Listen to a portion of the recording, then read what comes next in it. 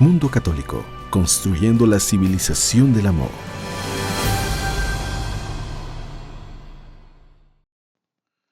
Paz y bien, soy el hermano Jesús María Bezuno Ortega, sacerdote católico, franciscano capuchino.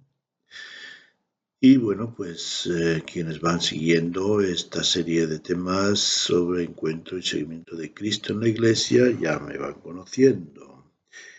Y pues vamos adelante con un tema más. El tema anterior era relativo a la reconciliación y hablamos de la reconciliación con Dios.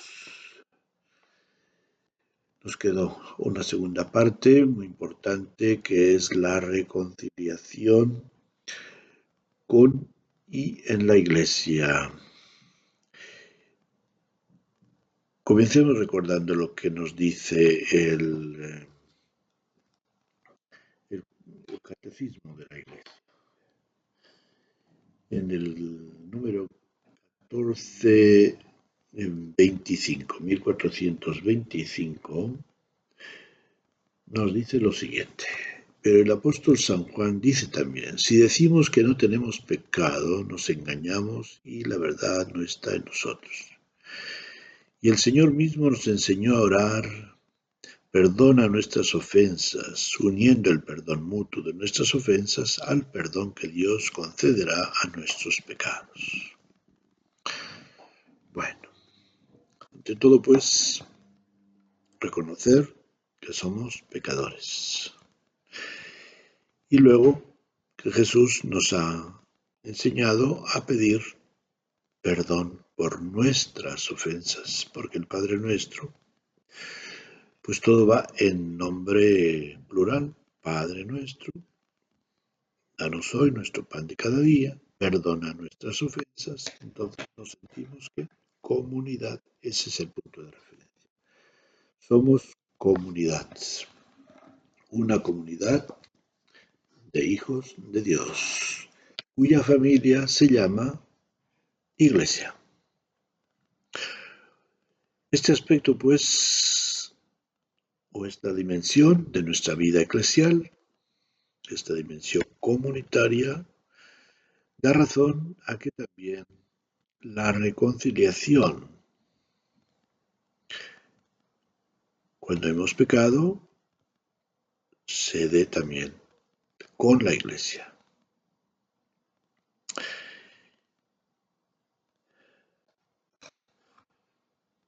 La clave es sencilla. Meditar este punto fundamental de nuestra vida. Meditarlo, reflexionarlo y referirlo a toda nuestra vida cristiana para que nos cale bien profundo que no somos cristianos individuales, sino que somos cristianos hermanos. Hermanos entre nosotros e hijos de Dios, en nuestra referencia a Él, que formamos esta familia de la Iglesia. La Iglesia en general y luego otras iglesias particulares, como puede ser la Iglesia Católica o la Iglesia de tu diócesis o la Iglesia de tu parroquia. Por ser comunidad, nos debemos sentir responsables los unos de los otros. Entre nosotros se da una comunicación de bienes espirituales, expresada, proclamada por ese artículo de nuestra fe que decimos o llamamos comunión de los santos, todos los domingos, en el credo de los apóstoles, al menos cuando recitamos este credo, puesto que hay dos credos, el nacianceno y el de los apóstoles. el otro es más largo, este es más breve, el de los apóstoles, y decimos allí, creo en la Iglesia Santa Católica, la comunión de los santos, el perdón de los pecados. Esta fórmula del credo, que es la más antigua, pone de relieve estos dos hechos que están íntimamente relacionados: la comunión de los santos y el perdón de los pecados. A través de ello, el lado humano y espiritual de la santidad de la Iglesia. El lado humano es el perdón de los pecados, el lado espiritual, la comunión. La comunión de los santos, que es la comunión de todas las gracias y carismas que Dios derrama sobre la Iglesia y que nosotros los compartimos por medio de la oración, por medio de las celebraciones, de los sacramentos, por medio de la penitencia o conversión. Y inclusive podemos decir también por medio de una vida en la cual realmente nuestra vida sea una fuerza positiva en la construcción, en la vida de la Iglesia. Por una parte reconocemos que en la Iglesia se da el perdón de los pecados,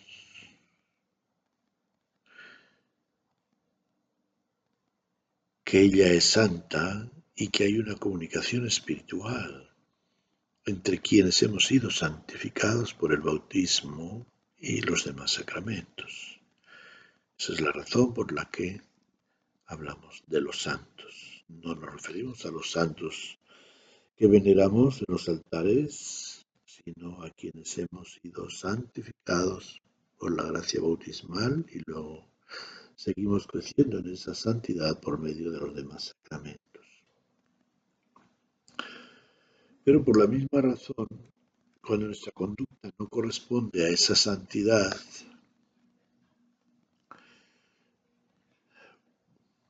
ofendemos la santidad de la Iglesia. Cuando siendo miembros de una comunidad eclesial santa, actuamos de forma indebida, no acorde a esta santidad, ofendemos a cada uno de sus miembros. Es necesaria la reconciliación. ¿Cómo nos reconciliamos con la Iglesia Santa a la que hemos ofendido? En la antigüedad, los pecados, en la antigüedad me refiero a los 2 primeros siglos de la Iglesia, los pecados que ofendían gravemente a la Iglesia eran 3 fundamentalmente: renegar de la propia fe, adulterio y homicidio. Se sancionaban con una penitencia pública acompañada de la excomunión. La excomunión, es decir, se privaba de la comunión con la Iglesia, de tal manera que estas personas pues no podían participar en la vida eclesial durante un tiempo hasta que fueran reconciliados, fuera en la Semana Santa o si no habían dado señales suficientes de conversión en otro tiempo. Entonces, los que habían cumplido la penitencia y habían dado señales de conversión eran aceptados a la comunión con la Iglesia, a la recepción de los sacramentos. Hoy en día, aunque hay pecados cuya absolución está reservada al obispo o a otros ministros de la Iglesia, porque comportan penas especiales, la reconciliación se da a través de la administración normal de este sacramento. El sacerdote actúa siempre en nombre de la Iglesia y de Dios. Normalmente en cada diócesis, precisamente porque el obispo no estaba a disposición o podía atender a todos los casos, pues había o hay todavía un clérigo, un sacerdote, con el título de penitenciario. Y él es el encargado de absolver de aquellos pecados reservados al obispo.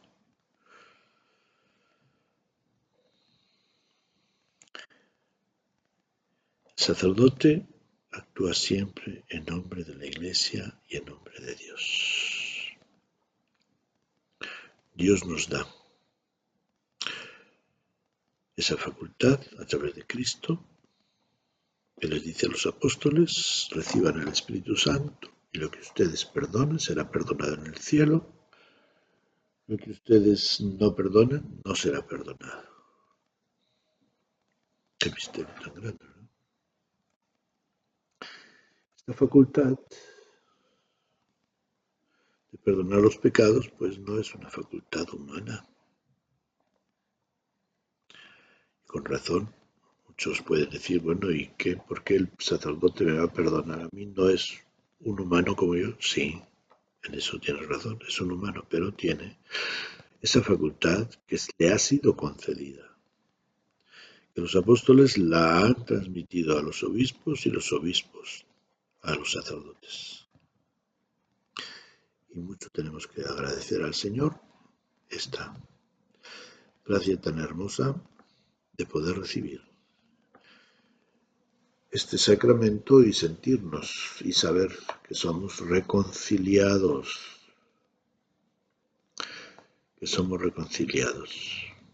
Porque sí, como algunos dicen también con razón, yo puedo pedirle perdón a Dios, pero a la Iglesia, ¿cómo le pides perdón? ¿Quién te dice de parte de la Iglesia yo te perdono? Pues precisamente el ministro que representa oficialmente a la Iglesia, que en los casos normales es el sacerdote, el párroco, o cualquier sacerdote que esté al confesionario para escuchar las confesiones y dar la absolución.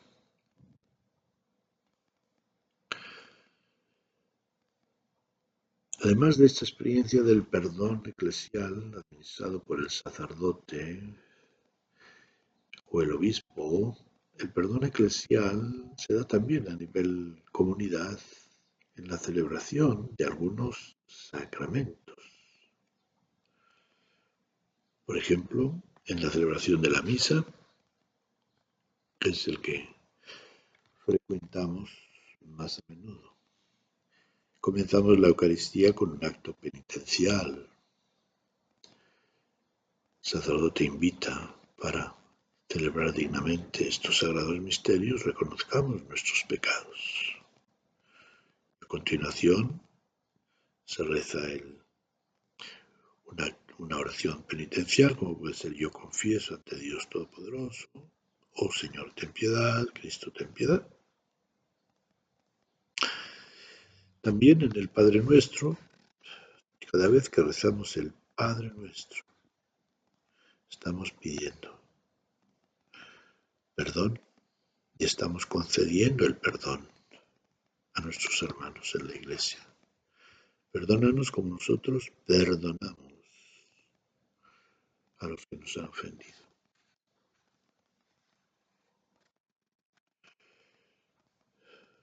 También en la celebración comunitaria de la reconciliación.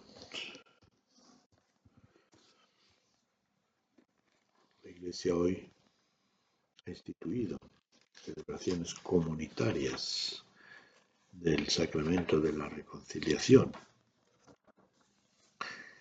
Y obviamente que en esas celebraciones comunitarias no se excluye el que los fieles pasen con el sacerdote y confiesen sus pecados. Pero también se da una reconciliación comunitaria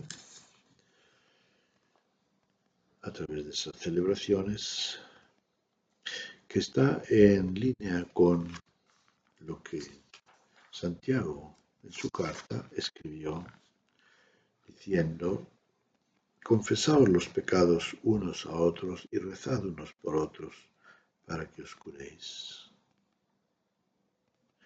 Mucho puede la oración intensa del justo. Bueno, y por fin tenemos también la unción de enfermos. Otra forma a través de la cual la Iglesia reconcilia al pecador. El sacerdote unge al enfermo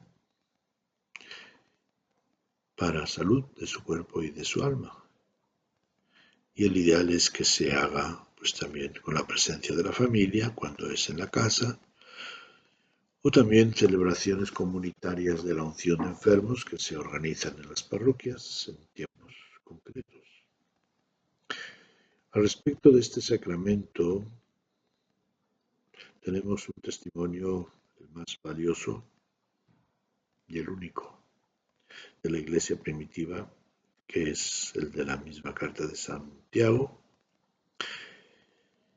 cuando dice: ¿sufre alguno de vosotros? Que rece. ¿Está uno de buen humor? Que cante. ¿Hay alguno enfermo? Llame entonces a los responsables de la comunidad, que recen por él y lo unjan con aceite, invocando al Señor. Que llame a los presbíteros. En esta traducción habla de los responsables de la comunidad, pero se refiere: llame a los presbíteros de la comunidad, que eran los que tenían el ministerio sacerdotal, que recen por él y lo unjan con aceite, invocando al Señor. La oración hecha con fe dará la salud al enfermo, y el Señor hará que se levante. Si además tiene pecados, se le perdonarán. Por una parte, pues lo que nos interesa aquí ahora es esto de si tiene pecados, se le perdonarán. Entonces, en ese sentido, pues es una celebración eclesial de la reconciliación, aunque también es digno de mencionar ya de paso, pues como este sacramento tiene como finalidad, además del perdón de los pecados, curar la salud, curar de la enfermedad y conferir la salud a los enfermos. Algo muy importante pues que lo vemos como Jesús lo practica también, ¿no? Y envía a sus discípulos con el poder de echar espíritus inmundos y de ungir a los enfermos. Entonces, para liberarlos de la salud o para liberarlos de la enfermedad espiritual y corporal.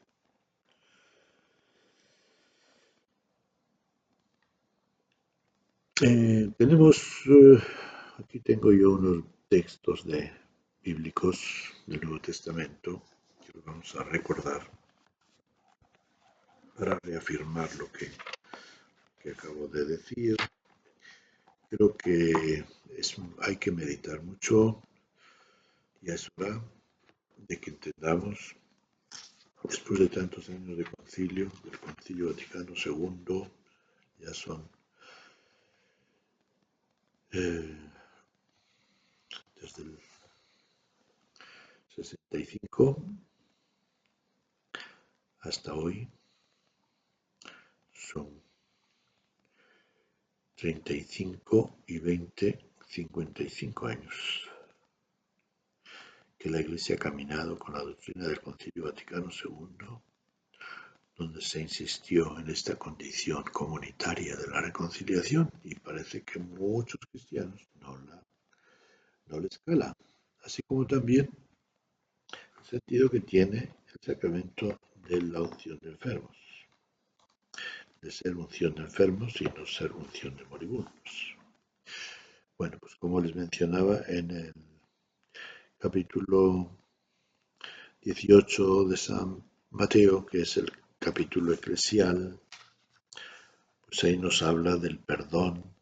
Es una historia bonita donde Jesús cuenta una especie de parábola, no la llama así el Evangelio, pero es una parábola donde dice cómo una persona que tenía una deuda, su amo se la perdonó, pero cuando este señor salió ya libre de su deuda y se encontró con otro colega, con otro compañero, amigo que tenía una deuda con él, pues le dijo, o me pagas o te meto a la cárcel. Y así lo hizo. Entonces, pues, ¿qué pasó? Que cuando el amo se enteró, lo llamó a cuenta y dice, ah, sí, o sea, tú no tienes misericordia con tu compañero y quieres que yo tenga contigo, así, pues págame o te meto en la cárcel. Y concluye la historia diciendo, pues lo mismo hará mi Padre del Cielo si no perdonáis de corazón a cada uno de vuestros hermanos. Entonces el perdón que Dios nos da lo hemos de también compartir con los demás. Nosotros perdonamos como nosotros perdonamos.